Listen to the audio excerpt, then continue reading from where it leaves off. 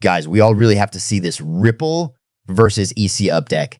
Here's what to expect on May 6th. In the ongoing legal dispute between Ripple and the United States Securities and Exchange Commission, which has a significant impact on the price of XRP, the two parties are at differences over whether or not the testimony of Andrea Fox, who is the assistant chief accountant for the SEC, should be permitted.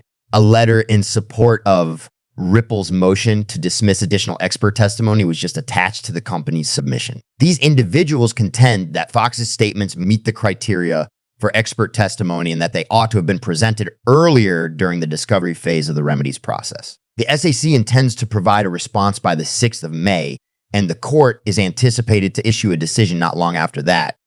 In a recent filing, the Securities and Exchange Commission included comments made by Assistant Chief Accountant Andrea Fox regarding Ripple's financial accounts. Ripple referred to these statements as new expert materials and contended that they ought to have been submitted earlier during the remedies discovery phase of the litigation, which has now come to an end. In retaliation, the Securities and Exchange Commission argued that Fox's statements did not constitute expert testimony, but simply facts and some basic arithmetization. As a consequence of this, the Securities and Exchange Commission has moved the court to dismiss Ripple's application to exclude these new expert papers from the proceeding.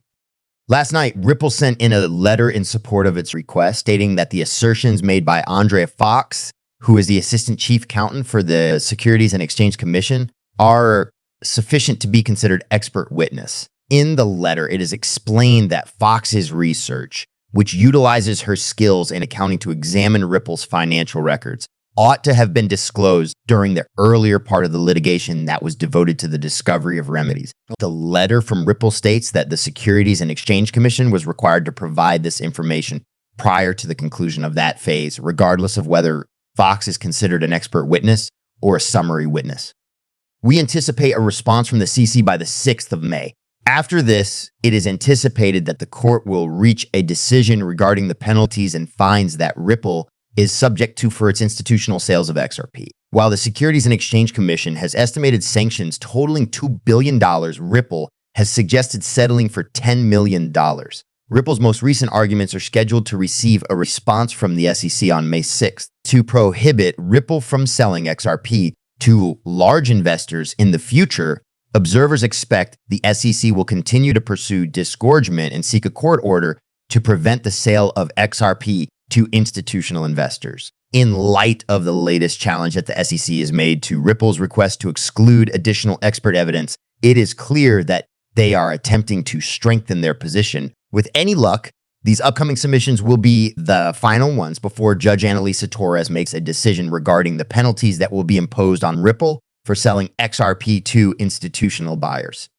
In the event that Ripple is successful in challenging Fox's declaration, it may limit the alternatives available to the SEC for lobbying for particular sanctions. Late in the year 2020, the Securities and Exchange Commission filed a lawsuit against Ripple, alleging that the company had violated securities laws through the sale of XRP. Ripple was able to obtain a partial victory in July when a judge ruled that the sale of XRP on exchanges does not constitute a transaction involving securities. It is important to note that the disagreement on sales to buyers from institutions is still ongoing. Amidst the ongoing legal dispute with the SEC, XRP experiences a positive trend. Ripple's reaction was delayed. New court documents have been filed in the crypto industry's most consequential continuing legal battle involving Ripple Labs and the U.S. Securities and Exchange Commission. The SEC filed its opposition in response to the defendant's motion to exclude newly created expert evidence. As a result of the continuing legal dispute, Ripple's XRP is falling in value. The motion is opposed by the SEC. In reaction to Ripple's move to go on strike, the commission allegedly went on to file an opposing brief with the court. The defendant cast doubt on the credibility of accountant Andrea Fox's testimony. Since Fox's statements are more akin to ordinary summary evidence, the watchdog does not consider them to be expert testimony. Here, the CC's rejection of Ripple's claim that it had secretly obtained expert testimony is crucial. However, Ripple claims that Fox has been selected as a summary witness by the commission. Because of this, it seems it can't supply any new information. It makes one wonder if the discovery requirements are really being followed. All eyes are on Ripple as they prepare to respond soon. By May 2nd, the defendants are expected to have responded to this. The inclusion of any new evidence or additional exhibits in Fox's declaration could be the central question of the file. As a follow-up to Ripple's contribution, the commission must respond to the opposition by May 6 with a reply brief.